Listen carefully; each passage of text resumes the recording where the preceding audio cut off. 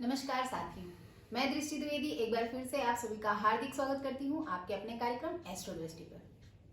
साथियों, आज मैं जो विषय लेकर आई हूँ वो बहुत ही महत्वपूर्ण विषय है।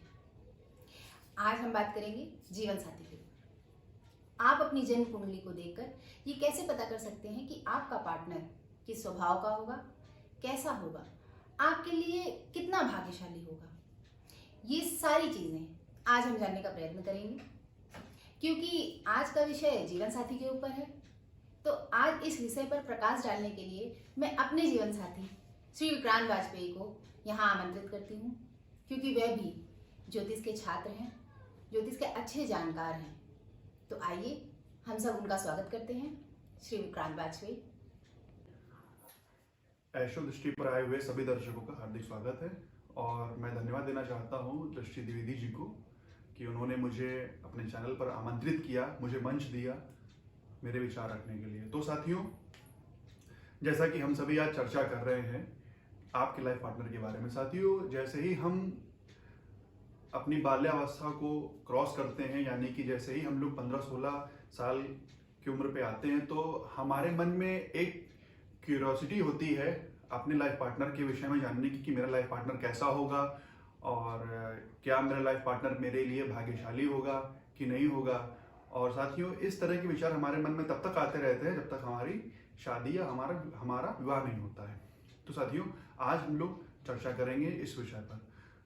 और साथियों, आप अपनी जन्म कुंडली से अपने पार्टनर के स्वभाव के बारे में और आपका पार्टनर आपके लिए कितना भाग्यशाली होगा ये पता कर सकते हैं। तो साथियों, अगर आपकी जन्म कुंडली आपके पास है तो उसको खोल लीजिए, उसको ओपन कर लीजिए। या अगर आपके पास जन्म कुंडली नहीं है तो साथियों, बहुत से प्रकार की एस्ट्रोलॉजी की एप्स आती हैं जो प्ले स्टोर पर उपलब्ध हैं। कोई भी ऐप आप डाउनलोड कर लीजिए और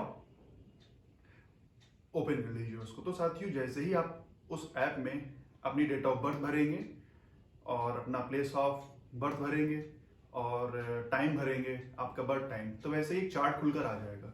तो जहां पे लिखा हो लग्न चार्ट, ऐसा ही सेम एक चार्ट लिखा होगा, ऊपर लग्न चार्ट लिखा होगा, तो साथियों वही आपकी जन्म कुंडली होती है। जैसे कि साथियों, ये मेष लग्न की जन्म कुंडली है और इसे कालपुरुष की जन्म कुंडली भी कहते हैं, क्योंकि यहाँ पे देखिए एक नंबर है। एक नंबर का मतलब होता है मेष राशि। वैसे ही 2 नंबर का मतलब होता है वृष राशि। 3 नंबर का मतलब होता है आपकी मिथुन राशि। इस तरीके से चौथी राशि होती है अपनी कर्क राशि। तो साथियों, आने वाले वीडियोस में आपको ये बताया जाएगा कि यहाँ पे जो नंबर लिखा हो तो आप उसका निर्धारण कैसे करेंगे कि वो कौन सी राशि या लग्न है। तो साथियों, आज हम लोग मेष लग्न के बारे में बताएंगे कि अगर किसी की मेष लग्न है तो उसका पार्टनर कैसा होगा। तो साथियों देखिए, ये जहां पर 1 नंबर लिखा हुआ है ये आपकी लग्न हो गई है। और साथियों, आज इस हाउस के जस्ट सामने जो हाउस है या इसके अपोजिट हाउस भी आप कह सकते हैं, यहां 7 नंबर है। 7 नंबर मतलब होता है शुक्र। मतलब कि आपका जो लाइफ पार्टनर होगा वो शुक्र देवता के अनुसार होगा, उसमें शुक्र देवता के कॉन्स्टिट्यूट्स होंगे। तो साथियों देखिए, अगर यहाँ के आपके सप्तमेश यानी कि आपके विभाग घर के स्वामी जहां जहां पे स्थित होंगे, इन सब पोजीशंस पे जहां जहां पे वो बैठेंगे तो क्या परिणाम देंगे। तो साथियों, अगर आपके सप्तमेश प्रथम भाव में मतलब कि शुक्र देवता यहां बैठे हुए हैं तो यहां लिखा होगा शुक्र करके, तो साथियों क्या परिणाम होंगे। तो साथियों, सबसे पहले आपके बारे में ये परिणाम आता है कि आप बहुत ही सुंदर होंगे, आपका स्वभाव बहुत ही सुंदर होगा। और साथियों, आप अपने पार्टनर से क्या एक्सपेक्टेशन करते हैं। साथियों, आप पार्टनर से अपने ये एक्सपेक्टेशन करते हैं कि आपका पार्टनर बहुत ही बैलेंसिंग हो, क्योंकि आपका स्वभाव है बहुत शॉर्ट टेम्पर्ड है, आप बहुत ही जल्दबाजी करते हैं। तो आप अपने पार्टनर से ये एक्सपेक्टेशन करते हैं कि आपका पार्टनर बहुत ही बैलेंसिंग वाला हो, वो सारे सिचुएशन को बैलेंस कर ले, जल्दबाजी ना करे। तो आप अपने पार्टनर से ऐसा एक्सपेक्टेशन करते हैं। साथियों, आप अपने पार्टनर को लेके अपने पार्टनर के साथ आप बिजनेस भी कर सकते हैं। कई बार आपने देखा होगा कि लोग अपनी पत्नी के साथ अपनी पत्नी को पार्टनर बनाते हैं। तो साथियों, इस तरीके से आप शुक्र देवता अगर आपके प्रथम भाव में स्थित है तो ये परिणाम देंगे। साथियों, अगर आपके शुक्र देवता द्वितीय भाव में स्थित हो तो वो अपनी ही स्वराशि में स्थित हो जाएंगे, यानी कि वृष राशि में, तो क्या परिणाम देंगे। तो साथियों, ऐसे लोग सबसे पहले क्या होता है कि उनकी वाणी बहुत ही मधुर होती है, उनकी वॉइस बहुत ही मधुर होती है और बहुत ही अच्छी कंसल्टेंसी वो करते हैं, बहुत ही अच्छा किसी को सलाह देते हैं ऐसे लोग। अगर ऐसे लोग के पास कोई आता है जो किसी परेशानी में है, तो तुरंत ही वो ऐसी सलाह देंगे कि जिसमें जो भी उनके पास आया है वो संतुष्ट होकर तुरंत चला जाएगा। साथियों, अगर शुक्र देवता द्वितीय भाव में स्थित होते हैं तो ऐसे लोगों की जो पत्नी होती है, जो पार्टनर होता है, जो वाइफ होती हैं, वो उनका इनकम सेविंग करने में, मतलब उनके पैसे जोड़ने में, सेविंग करने में बहुत सहायता उनको मिलती है। जैसे कि हम लोगों ने छोटे में देखा होगा कि पापा सैलरी लेकर आते थे तो सैलरी का कुछ हिस्सा अपनी वाइफ को यानी कि माता जी को देते थे, हमारे लोगों की माता जी को देते थे। तो उससे क्या फायदा होता था कि मम्मी उस पैसे को सेव कर दी थी, कहीं चीनी के डब्बे में रखती थी सेव करके, कहीं बैंक में जमा कर दी थी, कहीं चाय पत्ती के डब्बे में। तो साथियों ये सेविंग की एक हैबिट होती थी, ताकि जब थोड़ा सा बुरा समय आए तो इन पैसों से जो है बाकी की चीजें मैनेज हो सकें। तो साथियों, अगर शुक्र देवता यहाँ बैठे होते हैं तो एक प्रभाव ये भी होता है कि आपको मीठा खाना बहुत पसंद होता है। आपको भोजन करने के बाद आपको मीठा जरूर चाहिए, या आपको 2 दिन में 1 दिन में मीठा जरूर चाहिए। साथियों, अगर आपकी जन्म कुंडली में शुक्र देवता तृतीय भाव में स्थित हो तो साथियों ऐसे लोग स्त्रियों से जीवन भर लाभ कमाते हैं। स्त्रियां उनके सहयोग के लिए अग्रसर रहती हैं, वो स्त्रियों से बहुत लाभ कमा सकते हैं। साथियों, ऐसे लोगों के पार्टनर जो होते हैं वो पत्रकारिता से जुड़े हो सकते हैं, लेखनी से जुड़े हो सकते हैं, पोएट हो सकते हैं, और ब्लॉग लिखने वाले भी हो सकते हैं। साथियों, हो सकता है कि आपके जो पार्टनर हो वो प्रशासनिक पद से जुड़े हुए भी हो सकते हैं।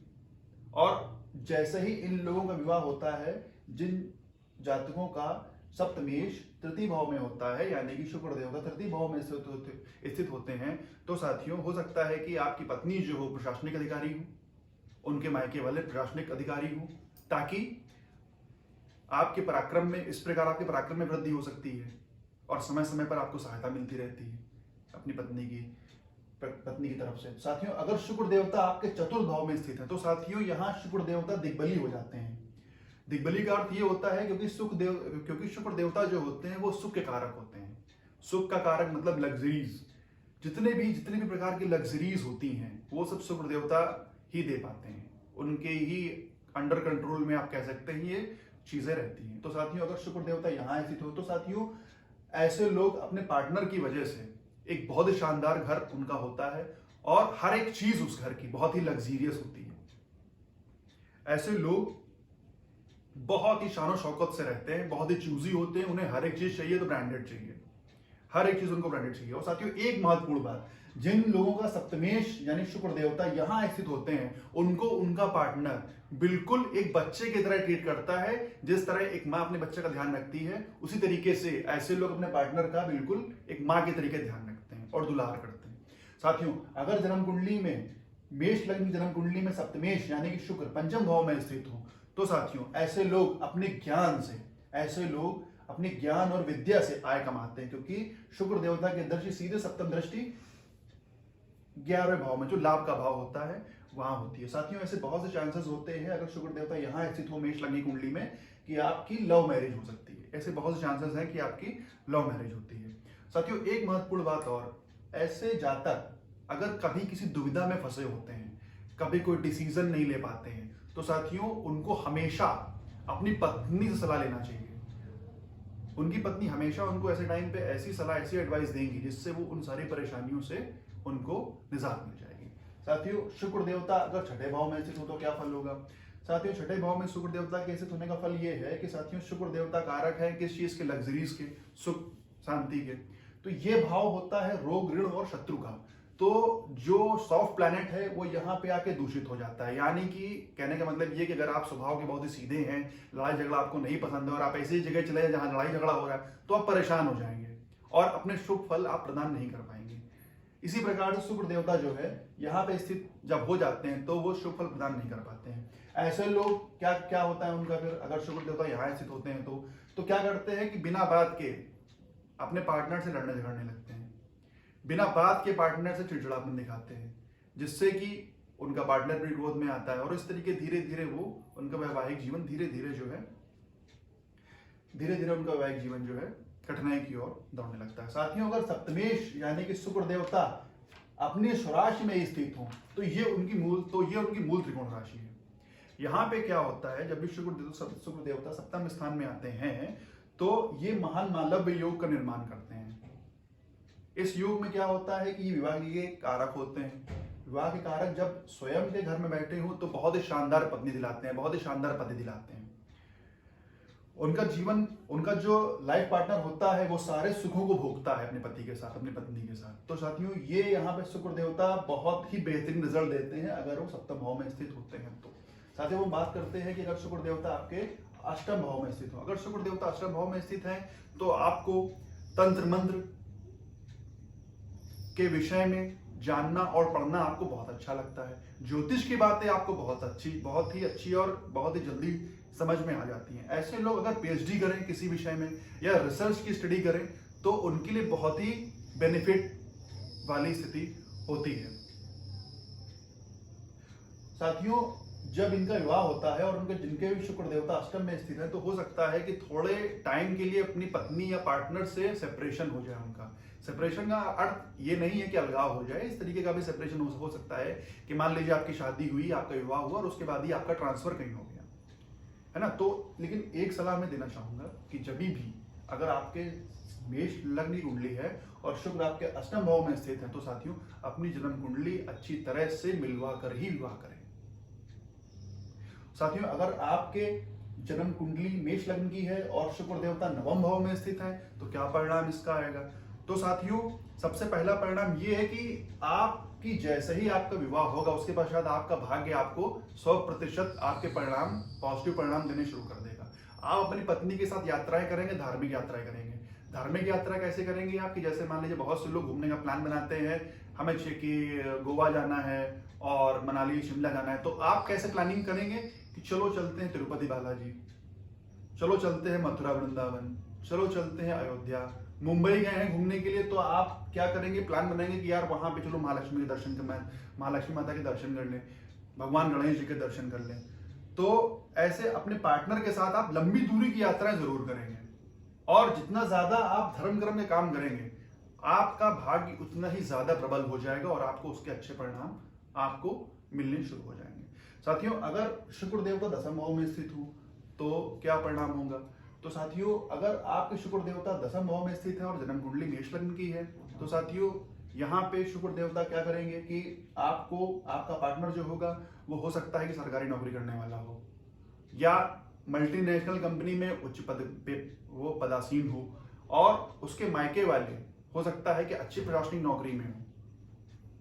ये भी बहुत बड़ी संभावना है, वो किसी भी प्रकार से सरकार से या राज्य या शासन से किसी प्रकार से वो जुड़े हुए हो सकते हैं। ऐसे लोग बहुत ही कर्मठ होते हैं और अपने बाहुबल के दम पे अपने सारे सुखों को प्राप्त करते हैं और अपने प्रयासों और अपने एफर्ट्स के द्वारा घर मकान सब कुछ प्राप्त करते हैं, क्योंकि शुक्र देवता यहाँ बैठकर अपने हाउस, जो सुख का हाउस है, वहां पे दृष्टि करते हैं, इसलिए उनको सब सुख प्राप्त करते हैं, सब सुख प्राप्त होते हैं। ऐसे लोगों को हमेशा स्त्रियों का सम्मान करते रहना चाहिए।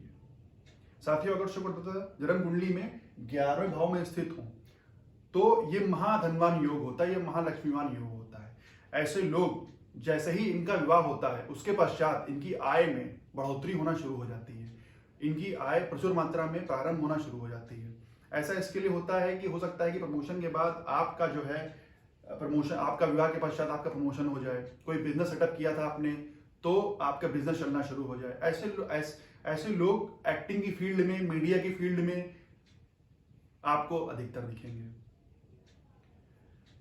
और ऐसे लोगों को स्त्रियों के द्वारा काफी लाभ होता है, क्योंकि 11वां भाव होता है आपकी आय और लाभ का और स्त्री कारक ग्रह शुक्र देवता यहाँ बैठे हुए हैं। तो जैसे मान लीजिए आपने सेटअप कर लिया है ब्यूटी पार्लर का या लेडीज जिसमें आइटम्स बेचे जाते हैं, तो वहां तो लेडीज ही शॉपिंग करेंगी आके, तो स्त्रियां ऐसे लोगों के लिए बहुत लाभकारी होती हैं। हमेशा इन लोगों को स्त्रियों का सम्मान करते रहना चाहिए। साथियों, अगर शुक्र देवता 12वें भाव में स्थित हो तो क्या परिणाम होंगे। शुक्र देवता यहाँ आके उच्च के हो जाते हैं, परंतु ये 12वां हाउस है जो आपका दिखाता है ये कि आप बहुत ही ज्यादा अपने स्वास्थ्य के लिए अवेयर हो जाएं, आप बहुत ही ज्यादा कहते हैं कि रोगों से सावधान रहिए ताकि आप जो है रोगों से बचे रहें, क्योंकि यहाँ पे गुप्त रोग भी शुक्र देवता दे सकते हैं। साथियों, ऐसे लोगों का जो विवाह होता है वो दक्षिण दिशा में अधिकतर होता है, या विदेश, शादी के बाद वो विदेश में शटल हो जाते हैं।